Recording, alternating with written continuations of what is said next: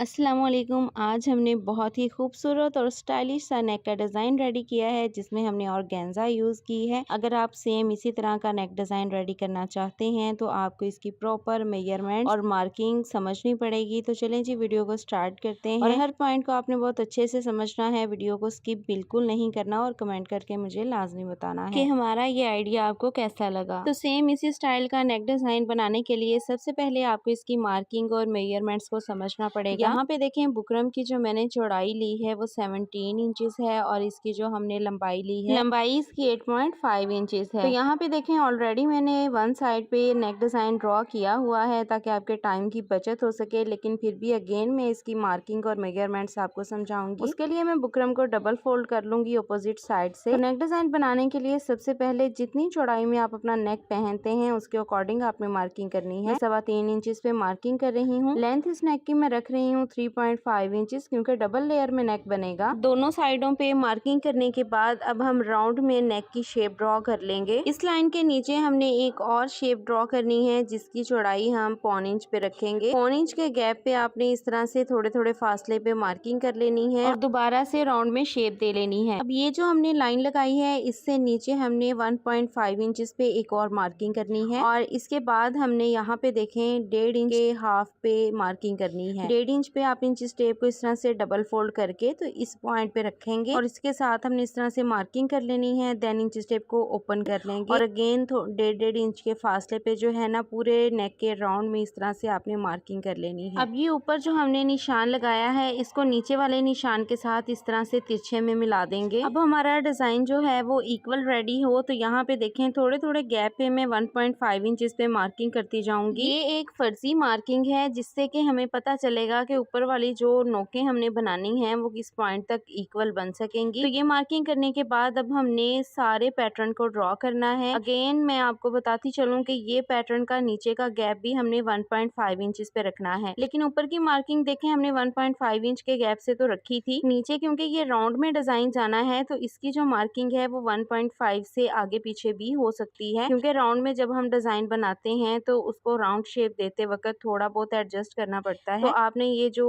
We बनानी है ना इसको आपने थोड़ा थोड़ा एडजस्ट करते जाना है। अगर थोड़ा सा गैप कम या ज्यादा करना पड़ता है तो वो आप कर लेंगे, लेकिन ऊपर जो हमने मार्किंग की है ना वो आपकी सेम आनी चाहिए। अब ऊपर का पैटर्न हमने ड्रॉ कर लिया है तो नीचे का पैटर्न बनाना बहुत ही इजी है। अब इस लाइन से नीचे जो है आपने 2.5 इंचेस पे मार्किंग करनी है। ये गैप आपका ऊपर से नीचे तक 2.5 इंचेस रहेगा, लेकिन अगर आप ज्यादा चौड़ा और गेंजा इसमें अटैच करना चाहते हैं तो आप इस गैप को 3 इंचेस पे भी लेके जा सकते हैं, लेकिन इससे मसला ये होगा क्योंकि नेक बहुत चौड़ाई में बन जाएगा तो फिर आपके तीरे के हिसाब से इसको शर्ट पे एडजस्ट करना मुश्किल होगा। अब यहाँ पे देखें 2.5 इंचेस पे मार्किंग करने के बाद हम इस लाइन को जो है वो राउंड में शेप दे लेंगे। अब इसके बाद हमने बाहर वाली साइड पे भी मार्जिन लाइन ड्रॉ कर लेनी है जिसपे के नेक की कटिंग होगी। इसकी चौड़ाई आप अपनी मर्जी से रख सकते हैं। अब हमने अगला पैटर्न ड्रॉ करना है तो यहाँ पे देखें 1.25 इंच के फासले पे मैं डॉट लगाऊंगी और उसके बाद हमने इस तरह से जो है ना नीचे वाले पैटर्न को ड्रॉ कर लेना है। ऊपर से जो नोक से नीचे तक का गैप 1.25 इंच रहेगा, बाकी आप देखें शेप के अकॉर्डिंग इसको एडजस्ट करते जाएं और इस तरह से शेप बनाते जाएं। अगर आपको कहीं चौड़ाई कम या ज्यादा लगे तो आपने जो है वो इक्वल कर लेनी है। तो यहाँ पे हमारा नेक जो है वो ड्रॉ हो चुका है, पैटर्न हमारा ड्रॉ हो चुका है। आई होप कि आपको समझ आ गई होगी। अगर किसी बात की समझ ना आई हो तो आप मुझे कमेंट सेक्शन में पूछ सकते हैं। अब हमने देखें ऊपर वाले नेक को सेपरेट करना है कट करके, तो उसके लिए हम यहाँ से देखें पहले नीचे वाले पैटर्न को कट करेंगे। अगर आप बिगनर्स हैं और आपसे कटिंग करते हुए बुकरम जो है वो इधर उधर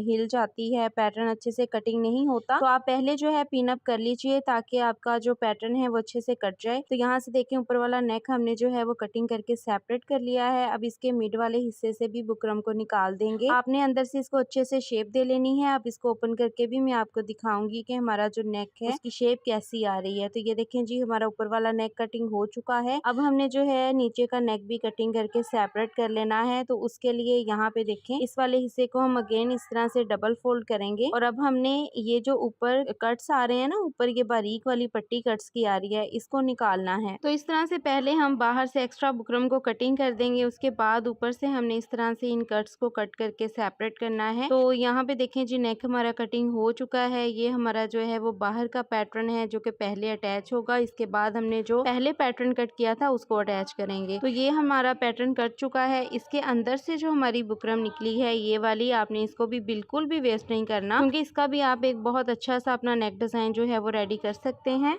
शर्ट की उल्टी साइड पे हमने नेक को इस तरह से पेस्ट कर लिया हुआ है। अब इसके अंदर से हमने फैब्रिक को कट करके सेपरेट करना है। तो उसके लिए आसान तरीका ये है कि पहले आप राउंड में इस तरह से जो है वो एक्स्ट्रा फैब्रिक निकाल लीजिए। जो हमारे पैटर्न की नोकें आ रही हैं वहां से आपने गैप दे के इस फैब्रिक को कट करना है। इस फैब्रिक को कट करने के बाद यहाँ वी में हम इस तरह से सीधे सीधे कट्स लगाएंगे। कट आपने जो है वो बुकरम की नोक तक लेके जाने हैं। उसके बाद मैं ये वाली ग्लू यूज करूंगी। आपके पास अगर कोई सी भी ग्लू है आप उसको यूज कर सकते हैं। बुकरम से थोड़े से फासले पे मैं इस ग्लू को लगाऊंगी ताकि जब हम सिलाई चलाएं तो हमारी मशीन की सिलाई जो है वो परफेक्ट आए, बिल्कुल भी उसमें टाप ना हो। क्योंकि अगर हम इसको बिल्कुल किनारे पे पेस्ट करते हैं तो ये ग्लू जो है वो नीडल के साथ चिपक जाती है और हमारी मशीन जो है वो सही तरह से नहीं चलती। ग्लू लगाने के बाद अब हमारे जो फैब्रिक के किनारे हैं उनको बुकरम की तरफ इस तरह से अच्छे से आपने पेस्ट कर देना है। पेस्ट करने के बाद अब ये जो एक्स्ट्रा ऊपर से नोक बच जाती है, ये जो एक्स्ट्रा फैब्रिक बच जाता है, तो इसको आपने कट नहीं करना, क्योंकि कट करने से ना फैब्रिक के ऊपर से जो है वो किनारे निकलते हैं और डिजाइन नीट नहीं बनता। अब यहाँ पे इस तरह से हम इसको फोल्ड करके ना हल्की सी ग्लू लगा के इसकी अच्छी सी नोक जो है वो बना लेंगे। अब हमने इस वाले नेक को एक्स्ट्रा फैब्रिक के ऊपर पेस्ट करके तो हमने कट कर लेना है और यहाँ पे देखिए इस तरह से एक्स्ट्रा फैब्रिक कट कर लेना है। जो हमने नोकें बनाई है ना वहां से आपने कट करना है, अंदर वाला फैब्रिक कट नहीं करना। ग्लू लगा के तो इसको भी आपने शेप दे लेनी है। इसके बाद ऑर्गेन्जा में डबल यूज कर रही हूँ। अब जो बड़ा वाला नेक हमने रेडी किया था ना उसकी बुकरम के ऊपर आपने हल्के से ग्लू लगा लेनी है। इस तरह से बिल्कुल नोके जो है ना उनको छोड़ के आपने राउंड में इस तरह से ग्लू लगानी है। ग्लू लगाने के बाद हमने जो ऑर्गेन्जा का फैब्रिक डबल किया था ना उसको हमने इस तरह से इसके ऊपर एडजस्ट कर देना है। ये मैं उल्टी साइड से लगा रही हूँ, सीधी साइड से बिल्कुल नहीं लगा रही, क्योंकि उल्टी साइड से है ना आपको अच्छे से समझ आ जाएगी कि हमने इसको किस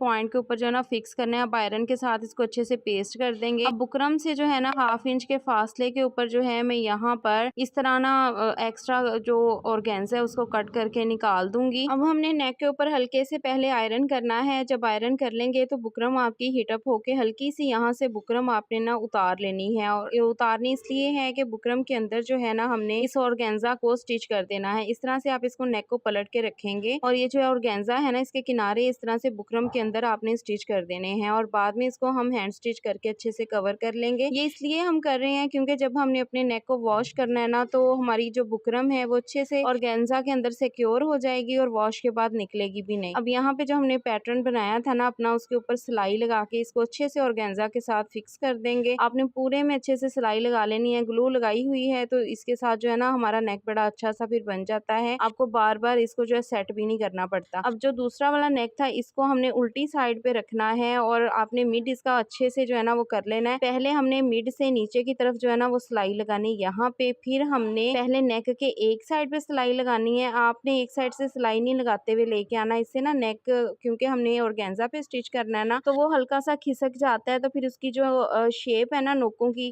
खराब हो जाएगी, वो एक दूसरे के ऊपर नहीं आएगी। अब एक्स्ट्रा फैब्रिक निकाल देंगे, अंदर से कट्स लगाएंगे। कट्स लगाने के बाद हमने इसको जो है ना वो पलट के सीधी तरफ ले जाना है। देखें इस तरह से इसको पलट लेंगे और आयरन से इसकी अच्छी सी आपने जो है ना वो क्रीज बना लेनी है। इसको पलट लेना है। अब आप ग्लू ले लीजिए। ग्लू को आपने जो है ना ये नोके जो हैं हमारे नेक की इसके ना नीचे नीचे एक एक डॉट डॉट करके लगाना है और इसको बिल्कुल दूसरी नोकों के ऑपोजिट साइड पे इस तरह से रखना है और आयरन के साथ पेस्ट कर लें, ताकि जब इस पे हम सिलाई लगाएंगे ना तो हमारा पैटर्न बड़ा अच्छा और नीट सा परफेक्ट सा बन के रेडी हो जाएगा। अब इसके ऊपर सिलाई लगा के आप अच्छे से इसको जो है ना वो सेट कर लें। आपका पैटर्न बिल्कुल भी इधर से उधर नहीं हिलेगा। सो ये हमारा बहुत ही खूबसूरत सा नेक डिजाइन बन के रेडी हो गया है। आप इसको विंटर के ड्रेसेस पे भी बना सकते हैं, बहुत ही खूबसूरत लगता है, और लॉन के ड्रेसेस पे भी बना सकते हैं।